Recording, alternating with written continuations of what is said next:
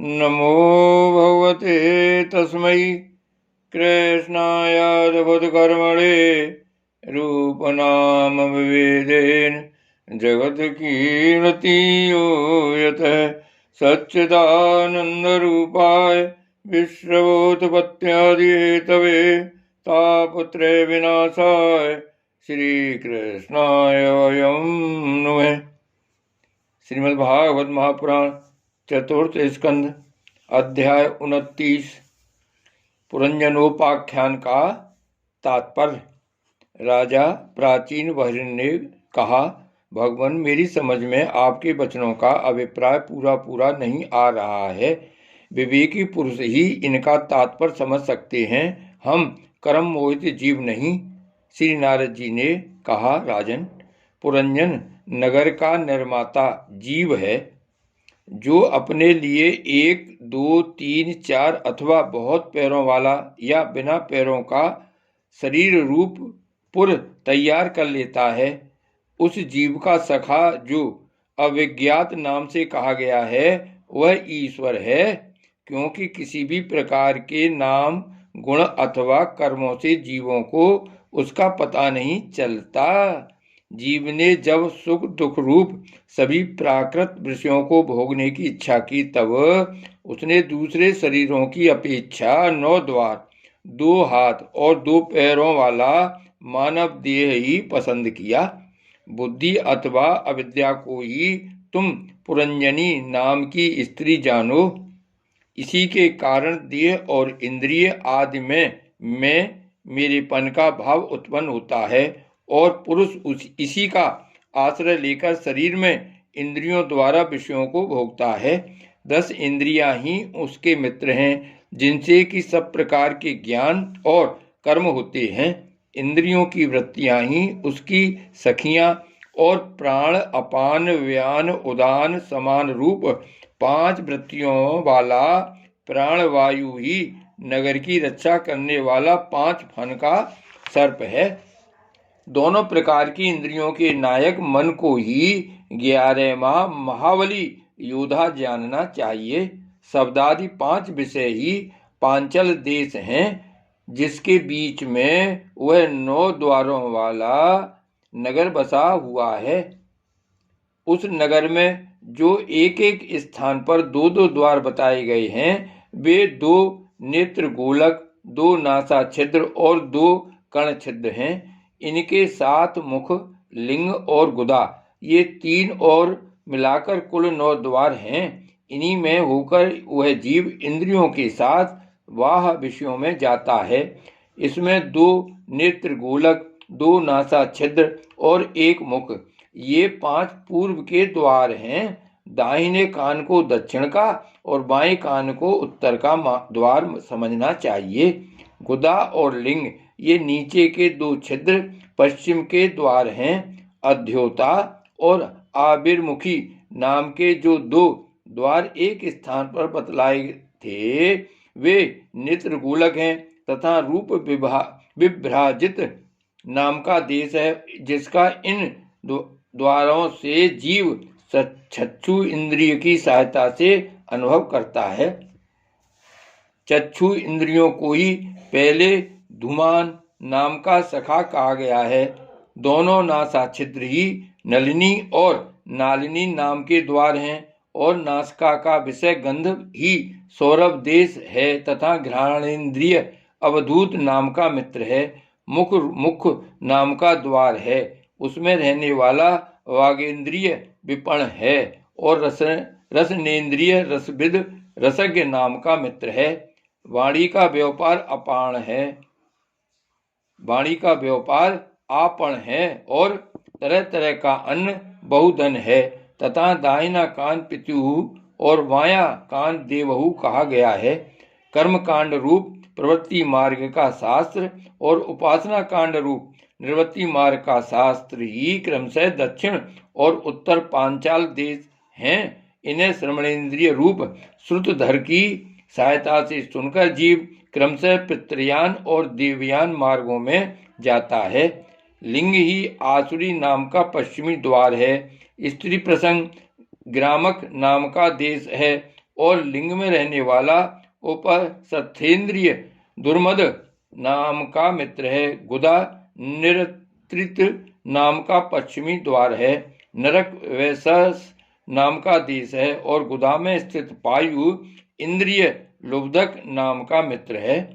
इनके सिवा 2 पुरुष अंधे बताए गए थे, उनका रहस्य भी सुनो। ये हाथ और पांव हैं, इन्हीं की सहायता से जीव क्रमशः सब काम करता और जहां तहां जाता है। हृदय अंतःपुर है, उसमें रहने वाला मन ही भी विसुचीन नाम का प्रधान सेवक है। जीव उस मन के सत्वादि गुणों के कारण ही प्रसन्नता, हर्षरूप विकार अथवा मोह को प्राप्त होता है। बुद्धि राजमहिषी पुरंजनी जिस जिस प्रकार स्वप्नावस्था में विकार को प्राप्त होती है और जागृत अवस्था में इंद्रियादि को विकृत करती है, उसी के गुणों से लिप्त होकर आत्मा यानी जीव भी उसी रूप में उसकी वृत्तियों का अनुकरण करने को बाध्य होता है। यद्यपि वस्तुतः वह उनका निर्विकार साक्षी मात्र ही है, शरीर ही रथ है। उसमें ज्ञानेन्द्रिय रूप 5 घोड़े जुते हुए हैं। देखने में संवत्सर रूप काल के समान ही उसका अप्रतिहत वेग है। वास्तव में वह गतिहीन है। पुण्य और पाप ये 2 प्रकार के कर्म ही उसके पहिए हैं। 3 गुण ध्वजा हैं, 5 प्राण डोरियां हैं। 3 गण ध्वजा हैं, 5 प्राण डोरियां हैं। मन बागडोर है, बुद्धि सारथी है, हृदय बैठने का स्थान है, सुख दुखादि द्वंद्व जुए हैं। इंद्रियों के 5 विषय उसमें रखे हुए आयुध हैं और त्वचा आदि 7 धातुएं उसके आवरण हैं। 5 कर्मेंद्रियां उसकी 5 प्रकार की गति हैं। इस रथ पर चढ़कर रथी रूप यह जीव मृग तृष्णा के समान मिथ्या विषयों की ओर दौड़ता है। 11 इंद्रियां उसकी सेना है तथा 5 ज्ञान इंद्रियों के द्वारा उन इंद्रियों के विषयों को अनयान पूर्वक ग्रहण करना ही उसका शिकार खेलना है। जिसके द्वारा काल का ज्ञान होता है वह संवत्सरी चंडवेग नामक गंधर्वराज है। उसके अधीन जो 360 गंधर्व बताए गए थे वे दिन हैं और 360 गंधर्वियां रात्रि हैं। ये बारी बारी से चक्कर लगाते हुए मनुष्य की आयु को हरते रहते हैं। वृद्धावस्था ही साक्षात काल कन्या है, उसे कोई भी पुरुष पसंद नहीं करता। तब मृत्यु रूप यवन राज ने लोक का संहार करने के लिए उसे बहन मानकर स्वीकार कर लिया। आदि मानसिक कलेश और व्याधि रोग आदि शारीरिक कष्ट ही उस यवन राज के पैदल चलने वाले सैनिक हैं तथा प्राणियों को पीड़ा पहुंचाकर शीघ्र ही मृत्यु के मुख में ले जाने वाला शीत और उष्ण 2 प्रकार का ज्वर ही प्रज्वार नाम का उसका भाई है।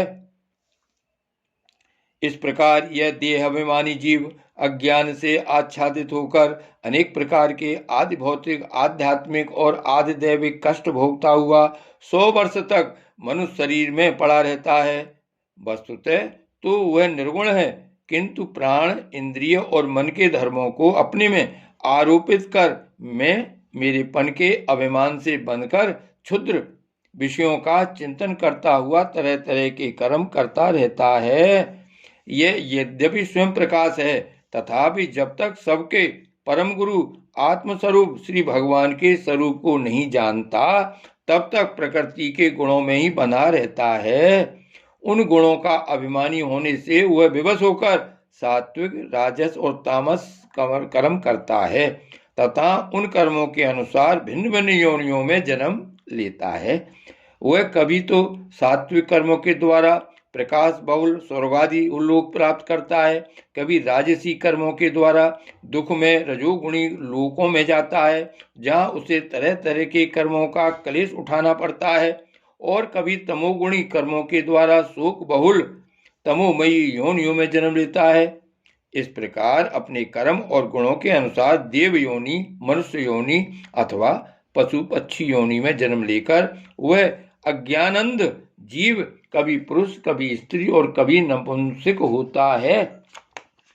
जिस प्रकार बेचारा भूख से व्याकुल कुत्ता दर दर भटकता हुआ अपने प्रारब्धानुसार कहीं डंडा खाता है और कहीं भात खाता है, उसी प्रकार यह जीव चित्त में नाना प्रकार की वासनाओं को लेकर ऊंचे नीचे मार्ग से ऊपर नीचे अथवा मध्य के लोकों में भटकता हुआ अपने कर्मानुसार सुख दुख भोगता रहता है। आदि दैविक, आदि भौतिक और आध्यात्मिक इन तीन प्रकार के दुखों में से किसी भी एक से जीव का सर्वथा छुटकारा नहीं हो सकता। यदि कभी वैसा जान पड़ता है तो वह केवल तात्कालिक निवृत्ति ही है। वह ऐसी ही है जैसे कोई सिर पर भारी बोझा ढोकर ले जाना वाला पुरुष उसे कंधे पर रख ले। इसी तरह सभी प्रतिक्रिया दुख निवृत्ति जाननी चाहिए। यदि किसी उपाय से मनुष्य एक प्रकार के दुख से छुट्टी पाता है तो दूसरा दुख आकर उसके सिर पर सवार हो जाता है। शुद्ध हृदय नरेंद्र, जिस प्रकार स्वप्न में होने वाला स्वप्नांतर उस स्वप्न से सर्वथा छूटने का उपाय नहीं है, उसी प्रकार कर्म फल भोग से सर्वथा छूटने का उपाय केवल कर्म नहीं हो सकता, क्योंकि कर्म और कर्म फल भोग दोनों ही अविद्या युक्त होते हैं। जिस प्रकार स्वप्नावस्था में अपने मनोमय लिंग शरीर से विचरने वाले प्राणी को स्वप्न के पदार्थ न होने पर भी भासते हैं, उसी प्रकार ये दृश्य पदार्थ वस्तुतः न होने पर भी जब तक अज्ञान निंद्रा नहीं टूटती बने ही रहते हैं और जीव को जन्म मरण रूप संसार से मुक्ति नहीं मिलती। अतः इनकी आत्यांतिक निवृत्ति का उपाय एकमात्र आत्मज्ञान ही है। राजन, जिस अविद्या के कारण परमार्थ स्वरूप आत्मा को यह जन्म मरण रूप अनर्थ परंपरा प्राप्त हुई है, उसकी निवृत्ति गुरु स्वरूप श्री हरि में सुदृढ़ भक्ति होने पर ही। राजन, जिस अविद्या के कारण परमार्थ स्वरूप आत्मा को यह जन्म मरण रूप अनर्थ परंपरा प्राप्त हुई है, उसकी निवृत्ति गुरु स्वरूप श्री हरि में सुदृढ़ भक्ति होने पर हो सकती है। भगवान वासुदेव में एकाग्रता पूर्वक सम्यक प्रकार से किया हुआ भक्तिभाव ज्ञान और वैराग्य का आविर्भाव कर देता है। राजर्षि, यह भक्तिभाव भगवान की कथाओं के आश्रित रहता है। इसलिए जो श्रद्धा पूर्वक उन्हें प्रतिदिन सुनता या पढ़ता है उसे बहुत शीघ्र इसकी प्राप्ति हो जाती है। राजन, जहाँ भगवत गुणों को कहने और सुनने में तत्पर विशुद्ध चित्त भक्तजन रहते हैं, उस साधु समाज में सब और महापुरुषों के मुख से निकले हुए श्री मधुसूदन भगवान के चरित्र रूप शुद्ध अमृत की अनेकों नदियां बहती रहती हैं। जो लोग अतृप्त चित्त से श्रवण में तत्पर अपने कर्ण कोहरों द्वारा उस अमृत का छक्कर पान करते हैं, उन्हें भूख प्यास भय शोक और मोह आदि कुछ भी बाधा नहीं पहुंचा सकते। हाय, स्वभावतः प्राप्त होने वाले इन क्षुधा पिपासादि विघ्नों से सदा घिरा हुआ जीव समुदाय श्री हरि के कथामृत सिंधु से प्रेम नहीं करता। साक्षात प्रजापतियों के पति ब्रह्मा जी, भगवान शंकर, स्वयंभू मनु, दक्षादि प्रजापति गण, सनकादि नैष्ठिक ब्रह्मचारी, मरीचि, अत्रि, अंगिरा, पुलस्त्र, पुलह, क्रतु, भृगु, वशिष्ठ और मैं, ये जितने ब्रह्मवादी मुनिगण हैं, समस्त बाढ़ के अधिपति होने पर भी तप उपासना और समाधि के द्वारा ढूंढ कर हार गए, फिर भी उस सर्वसाची परमेश्वर को आज तक न देख सके। वेद भी अत्यंत विस्तृत हैं, उसका पार पाना हंसी खेल नहीं है। अनेकों महानुभाव उसकी आलोचना करके मंत्रों में बताए हुए वज्रहस्तत्वादि गुणों से युक्त इंद्रादि देवताओं के रूप में भिन्न भिन्न कर्मों के द्वारा यद्यपि उस परमात्मा का ही यजन करते हैं, तथापि उसके स्वरूप को वे भी नहीं जानते। हृदय में बार बार चिंतन किए जाने पर भगवान जिस समय जिस जीव पर कृपा करते हैं उसी समय वह लौकिक व्यवहार एवं वैदिक कर्म मार्ग की बद्ध मूल आस्था से छुट्टी पा जाता है।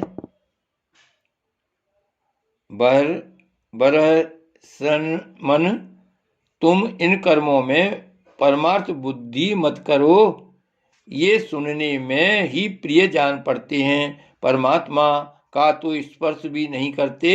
ये जो परमार्थवत दीख पड़ते हैं इसमें केवल अज्ञान ही कारण है। जो मलिनमती कर्मवादी लोग वेद को कर्म परक बताते हैं वे वास्तव में उसका मर्म नहीं जानते। इसका कारण यही है कि वे अपने स्वरूपभूत लोक आत्म तत्व को नहीं जानते, जहाँ साक्षात श्री जनार्दन भगवान विराजमान हैं। पूर्व की ओर अग्रभाग वाले कुशाओं से संपूर्ण भूमंडल को आच्छादित करके अनेकों पशुओं का वध करने से तुम बड़े कर्माभिमानी और उद्दत हो गए हो, किंतु वास्तव में तुम्हें कर्म या उपासना किसी के भी रहस्य का पता नहीं है। वास्तव में कर्म तो वही है जिससे श्री हरि को प्रसन्न किया जा सके, और विद्या भी वही है जिससे भगवान में चित्त लगे। श्री हरि संपूर्ण देहधारियों के आत्मा, नियामक और स्वतंत्र कारण हैं। अतः उनके चरण तल ही मनुष्यों के एकमात्र आश्रय हैं और उन्हीं से संसार में सबका कल्याण हो सकता है। जिससे किसी को अणु मात्र भी भय नहीं होता, वही उसका प्रियतम आत्मा है। ऐसा जो पुरुष जानता है वही ज्ञानी है, और जो ज्ञानी है वही गुरु एवं साक्षात श्री हरि हैं।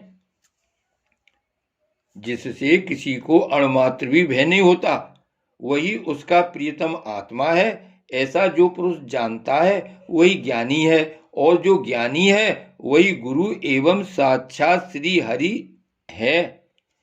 श्री नारद जी कहते हैं, पुरुष श्रेष्ठ, यहाँ तक जो कुछ कहा गया है उससे तुम्हारे प्रश्न का उत्तर हो गया। अब मैं एक भली भांति निश्चित किया हुआ गुप्त साधन बताता हूं, ध्यान देकर सुनो। पुष्प वाटिका में अपनी हरिणी के साथ विहार करता हुआ एक हरिण मस्त घूम रहा है। वह दूब आदि छोटे छोटे अंकुरों को चर रहा है। उसके कान भौरों के मधुर गुंजार में लग रहे हैं। उसके सामने ही दूसरे जीवों को मारकर अपना पेट पालने वाले भेड़िए ताक लगाए खड़े हैं, और पीछे से शिकारी व्याध ने बींधने के लिए उस पर बाण छोड़ दिया है। परंतु हरिण इतना बेसुध है कि उसे इसका कुछ भी पता नहीं है। एक बार इस हरिण की दशा पर विचार करो। राजन, इस रूपक का आश्रय सुनो। यह मृत प्राय हरिण तुम ही हो। तुम अपनी दशा पर विचार करो। पुष्पों की तरह ये स्त्रियां केवल देखने में सुंदर हैं। इन स्त्रियों के रहने का घर ही पुष्प वाटिका है। इसमें रहकर तुम पुष्पों के मधु और गंध के समान क्षुद्र सकाम कर्मों के फलरूप जीव और जननेन्द्रियों को प्रिय लगने वाले भोजन तथा स्त्री संग आदि तुच्छ भोगों को ढूंढ रहे हो। स्त्रियों से घिरे रहते हो और अपने मन को तुमने उन्हीं में फंसा रखा है। स्त्री पुत्रों का मधुर भाषण ही भौरों का मधुर गुंजार है। तुम्हारे कान उसी में अत्यंत आसक्त हो रहे हैं।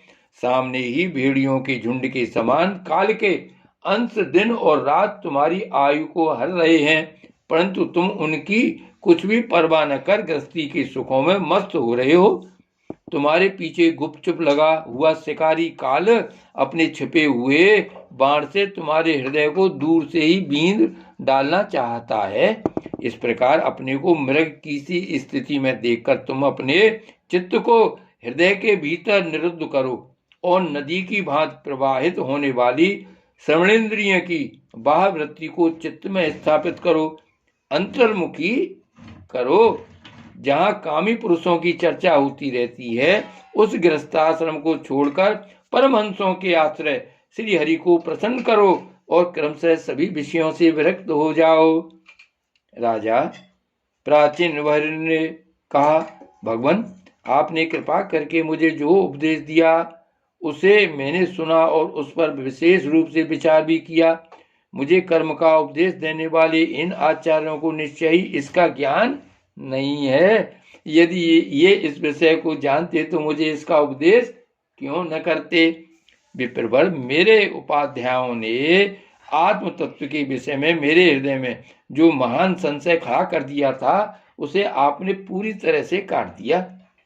इस विषय में इंद्रियों की गति न होने के कारण मंत्र दृष्टा ऋषियों को भी मोह हो जाता है। वेदवादियों का कथन जगह जगह सुना जाता है कि पुरुष इस लोक में जिसके द्वारा कर्म करता है उस स्थूल शरीर को यहीं छोड़कर परलोक में कर्मों से ही बने हुए दूसरी देह से उनका फल भोगता है।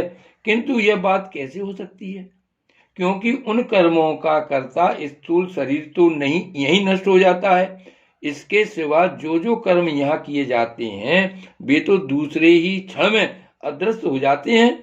वे परलोक में फल देने के लिए किस प्रकार पुनः प्रकट हो सकते हैं। श्री नारद जी ने कहा, राजन स्थूल शरीर तो लिंग शरीर के अधीन है, अतः कर्मों का उत्तरदायित्व उसी पर है। जिस मन प्रधान लिंग शरीर की सहायता से मनुष्य कर्म करता है वह तो मरने के बाद भी उसके साथ रहता ही है, अतः वह परलोक में अपरोक्ष रूप से स्वयं उसी के द्वारा उनका फल भोगता है। स्वप्नावस्था में मनुष्य इस जीवित शरीर का अभिमान तो छोड़ देता है, किंतु इसी के समान अथवा इससे भिन्न प्रकार के पशु पक्षी आदि शरीर से वह मन में संस्कार रूप से स्थित कर्मों का फल भोगता रहता है। इस मन के द्वारा जीव जिन स्त्री पुत्र आदि को ये मेरे हैं और देहादि को यह मैं हूँ ऐसा कहकर मानता है, उनके लिए उनके किए हुए पाप पूर्णादि रूप कर्मों को भी यह अपने ऊपर ले लेता है और उनके कारण इसे व्यर्थ ही फिर जन्म लेना पड़ता है। जिस प्रकार ज्ञानेंद्रिय और कर्मेंद्रिय दोनों ही चेष्टाओं से उनके प्रेरक चित्त का अनुमान किया जाता है, उसी प्रकार चित्त की भिन्न भिन्न प्रकार की वृत्तियों से पूर्व जन्म के कर्मों का भी अनुमान होता है। अतः कर्म अदृष्ट रूप से फल देने के लिए कालांतर में मौजूद रहते हैं। कभी कभी देखा जाता है कि जिस वस्तु का इस शरीर से कभी अनुभव नहीं किया, जिसे न कभी देखा न सुनाई, उसका स्वप्न में वह जैसी होती है वैसा ही अनुभव हो जाता है। राजन, तुम निश्चय मानो कि लिंग देह के अभिमानी जीव को उसका अनुभव पूर्व जन्म में हो चुका है, क्योंकि जो वस्तु पहले अनुभव की हुई नहीं होती उसकी मन में वासना भी नहीं हो सकती। राजन, तुम्हारा कल्याण हो। मन ही मनुष्य के पूर्व रूपों को तथा भावी शरीर आदि को भी बता देता है, और जिसका भावी जन्म होने वाला नहीं होता उन तत्ववेत्ताओं की विदेह मुक्ति का पता भी उनके मन से ही लग जाता है। कभी कभी स्वप्न में देश काल अथवा क्रिया संबंधी ऐसी बातें भी देखी जाती हैं जो पहले कभी देखी या सुनी नहीं गई, जैसे पर्वत की चोटी पर समुद्र, दिन में तारे अथवा अपना सिर कटा दिखाई देना इत्यादि। इनके दिखने में निंद्रा दोष को ही कारण मानना चाहिए। मन के सामने इंद्रियों से अनुभव होने योग्य पदार्थ भोग पदार्थ ही भोग रूप में बार बार आते हैं और भोग समाप्त होने पर चले जाते हैं। ऐसा कोई पदार्थ नहीं आता जिसका इंद्रियों से अनुभव ही न हो सके। इसका कारण यही है कि सब जीव मन सहित हैं। साधारणतया तो सब पदार्थों का क्रम से ही भान होता है, किंतु यदि किसी समय भगवत चिंतन में लगा हुआ मन विशुद्ध सत्व में स्थित हो जाए तो उसमें भगवान का संसर्ग होने से एक साथ समस्त विश्व का भी भान हो सकता है। जैसे राहु दृष्टि का विषय न होने पर भी प्रकाशात्मक चंद्रमा के संसर्ग से दिखने लगता है। राजन, जब तक गुणों का परिणाम एवं बुद्धि, मन, इंद्रिय और शब्दादि विषयों का संघात ये अनादि लिंग देह बना हुआ है, तब तक जीव के अंदर स्थूल देह के प्रति मैं, मेरा इस भाव का अभाव नहीं हो सकता। सुषुप्ति, मूर्छा, अत्यंत दुख तथा मृत्यु और तीव्र ज्वरादि के समय भी इंद्रियों की व्याकुलता के कारण मैं और मेरेपन की स्पष्ट प्रतीति नहीं होती, किंतु उस समय भी उनका अभिमान तो बना ही रहता है। जिस प्रकार अमावस्या की रात्रि में चंद्रमा देखते रहते हुए भी दिखाई नहीं देता, उसी प्रकार युवावस्था में स्पष्ट प्रतीत होने वाला यह एकादश इंद्रिय विशिष्ट लिंग शरीर गर्भावस्था और बाल्यकाल में रहते हुए भी इंद्रियों का पूर्ण विकास न होने के कारण प्रतीत नहीं होता।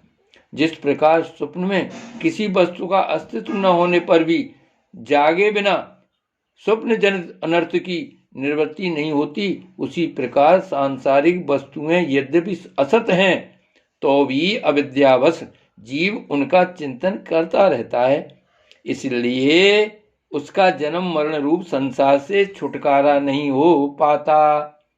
इस प्रकार पंच तन मात्राओं से बना हुआ तथा 16 तत्वों के रूप में विकसित यह तृण में संहात ही लिंग शरीर है। यही चेतना शक्ति से युक्त होकर जीव कहा जाता है। इसी के द्वारा पुरुष भिन्न भिन्न देहों को ग्रहण करता और त्यागता है तथा इसी से उसे हर्ष, शोक, भय, दुख और सुख आदि का अनुभव होता है।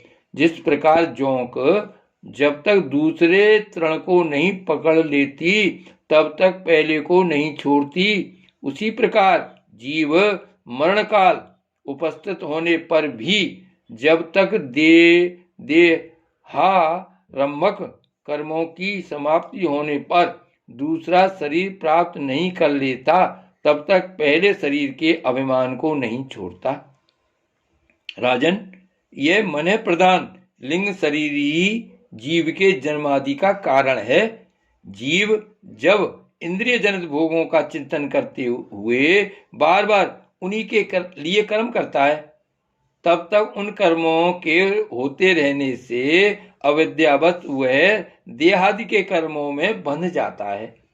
अतएव उस कर्म बंधन से छुटकारा पाने के लिए संपूर्ण विश्व को भगवत रूप देखते हुए सब प्रकार श्री हरि का भजन करो, क्यों उन्हीं से इस विश्व की उत्पत्ति और स्थिति होती है तथा उसी में लय होता है तथा उन्हीं में लय होता है।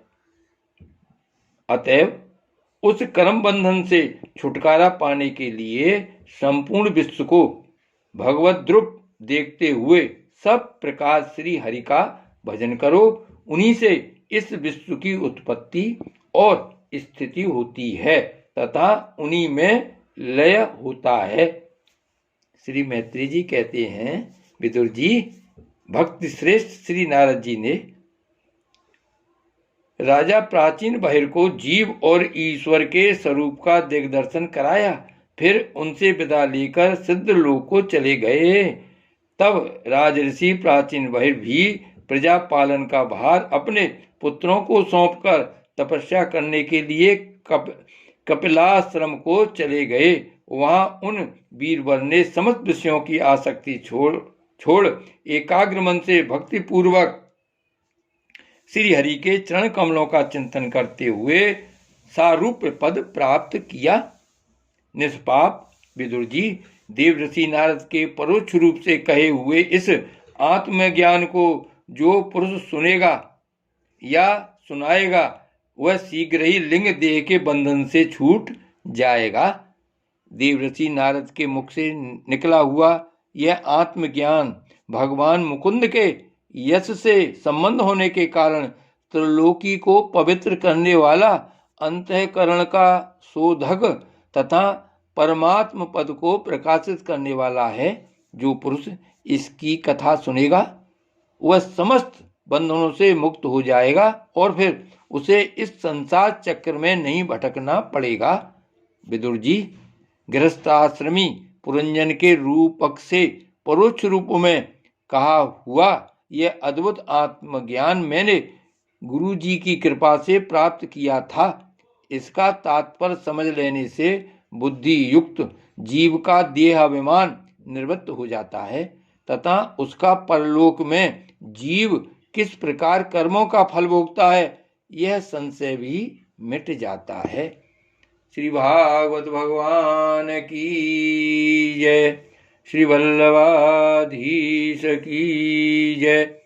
श्री गोवर्धननाथ की जय। श्याम स्वरूप श्री यमुने महारानी की जय। परम दयाल गोसाई जी की जय। श्री गोकुलनाथ की जय। जय जय श्री गोकुलेश, जय जय श्री गोकुलेश।